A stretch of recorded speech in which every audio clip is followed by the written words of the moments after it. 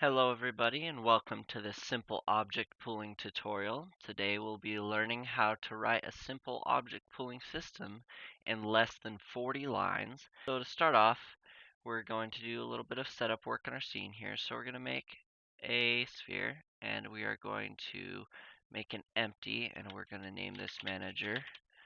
And then in here we're just going to move this up and we're going to go to our sphere. Remove this because we don't need it, and we're going to add a new component. We're just going to name it demosphere, and then we're going to go and edit it, and we are going to get rid of a couple things. We're going to get rid of this, and we're going to get rid of this.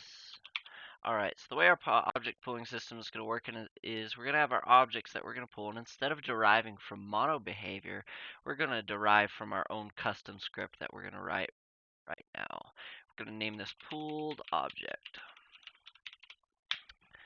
And the way we're going to work this out, we're going to do a couple things. We're going to get rid of all this. And so the way our pooling system is going to work, and as all pooling systems' basic premise is, in your game, when you're doing stuff and you're creating and destroying objects, that's really inefficient and bad on your processor. So what we're going to, and our memory management. So what we're going to do instead is have a system that whenever we need an object, we go through this list of objects that we have, and we're going to see if any of them are unused. If we have any unused ones, we're going to turn that one on and we're going to use that. However, if we go through the list and we don't find any unused ones, instead we're just going to create a new one and use that. And whenever we're done using an object, what we're going to do then is instead of destroying it, we'll just turn it off and add it to this list. And that way, instead of creating and destroying stuff all the time, we're mostly just going to be reusing things. So to start off with our very simple system here, we're going to have a template. And our template is going to be our object that we're going to copy whenever we need to instantiate a new one. Whenever all of the members in our list are being used, we need to make a new one. We're going to copy our template. So we're going to do private static pooled object template. And so a static is just a global variable. This variable is shared among all instances of any pooled object objects. And we're going to make one more variable, private static list of pooled objects, and this is going to be our members list. And now that we got these variables sorted out, we're going to start off by our initialization. So we're going to do private void awake. And our awake is similar to start with a couple of differences. The one we're concerned about right now is that awake is always called before start. So we're going to do a simple little thing to set up our template. If template equals null, then we are going to say template equals this. And this, as many of you probably know, is just a reference to this object. This is a reference to ourself, our own instance of this class. All right, now we're going to make a public static pooled object on. All this is going to do is first we're going to loop through all of our members and see if there's any that aren't being used. If there is some that are not being used, we're just going to take one of those, turn it back on, and use that. But if we go through a loop and we don't find any that aren't being used, then we'll go ahead and make a new one. So we're going to do a for loop, and for loops are pretty simple. They just go through a section of code a specified number of times. So the amount of times that we want to go through this loop is equal to how many members we currently have. So we're going to check all of our members. We're going to say if members I gameObject.activeSelf. Now this if state will be true if we find one that is active, so we want to invert it. So if we find one that is inactive, meaning it's not being used, say members I.gameObject.setActive true, and return members. There we go. So what happens is it's going to go through the loop and it's going to find any inactive objects and it's going to return the first inactive object it finds. However, if we go through the whole loop and we don't find one, that means we need to create a new one. So we're going to do gameObject new gameObject equals instantiate. Of course, what our template is for is making new ones. So we're going to copy our template.gameObject. And then we need a reference to our pooled object, of course, on this game object to add to our members list. So we're going to do pooled object, new pooled object equals new game object dot get component.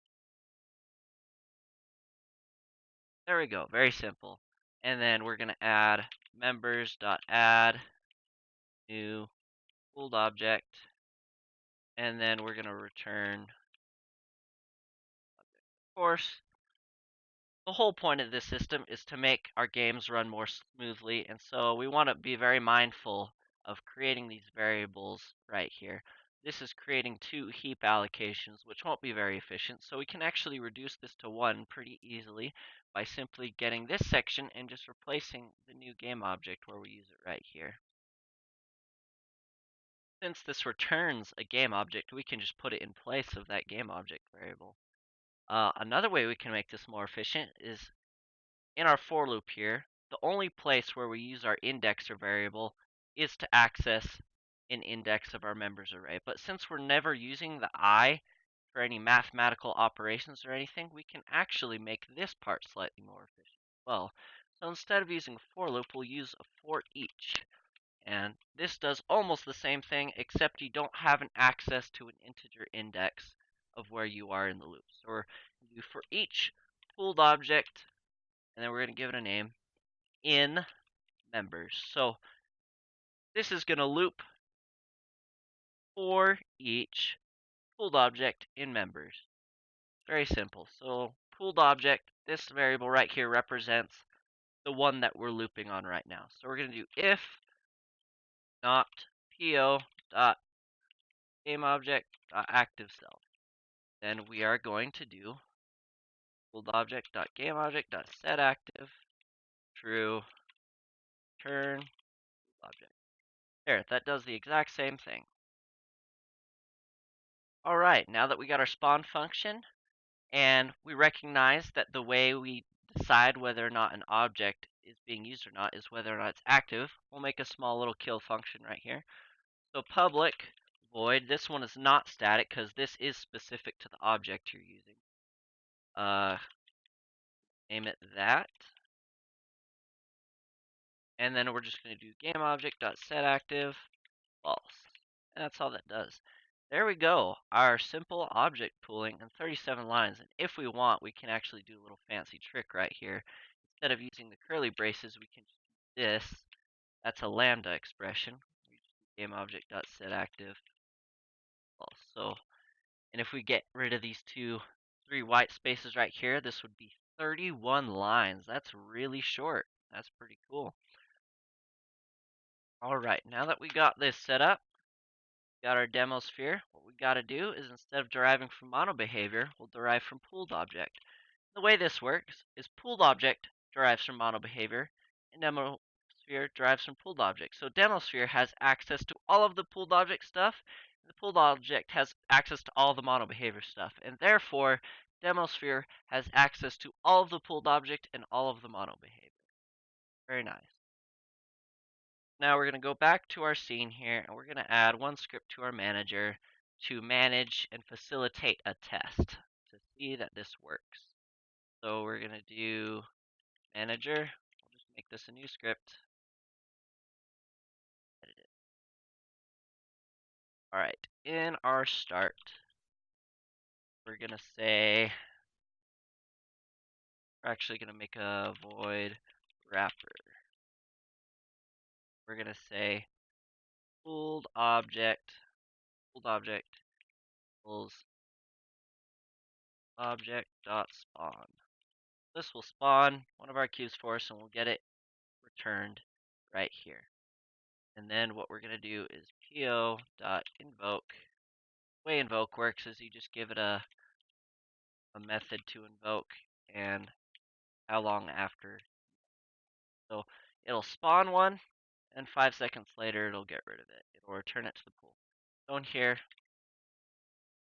do wrapper 5 times.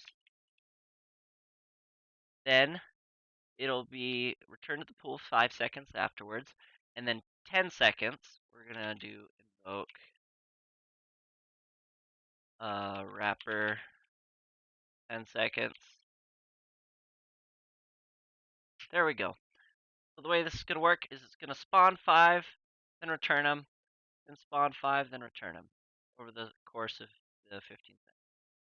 So we'll build this real quick. Got our demo sphere. In here, we're actually going to do a debug log, say I'm new. So this will be put in the debug log only on start. So only when the object is first created, not whenever it's reused. So we'll just go back to our thing here. We got our demo sphere right here. This will become our template since it's the first one in the scene. We'll just hit play. Then we'll see 5 of them spawn right here. They're all in the same spot because it's an exact copy. And then you can see that they all disappear. And then they should all reappear. There we go. They're all back. And then in here in a sec, they'll disappear again. As you can see, what we've done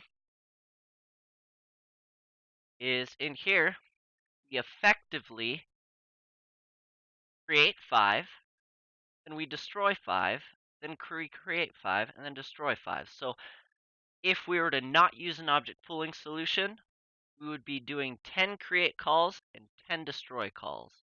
And of course, we got our pooling system, so it's more efficient. So first, we'll add this together. We got a little bit of overhead from this, little bit of overhead from this, so little bit of overhead from this.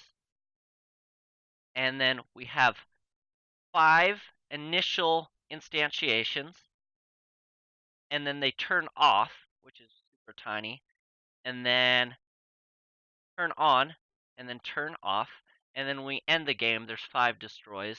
And of course, if you think about it, there's also our template right here. So that's a 6th one. So in reality, instead of having 10 creates and 10 destroys, all we have is 6 creates, 6 destroys, plus a tiny bit of overhead for turning objects on and off. And that's way more efficient that way. And there's also the fact that because we're not creating and destroying stuff all of the time, our garbage collector, which is an internal C# system that'll clean up the memory whenever we need more memory, won't run as often, which means that the random hiccups and stops in the games that can cause little times where your frames freeze or just little slowdowns like that won't occur as often due to our object pooling, which is very nice. So if you want, I encourage you from this point on to go ahead and explore extending this on your own and researching and figuring this out to learn more for yourself. However, there will be another tutorial coming up soon to extend this system and make it more robust and more usable, especially for a more complicated game that may require multiple pooled objects. But that will be all for this episode. Thank you so much for watching. See you next time.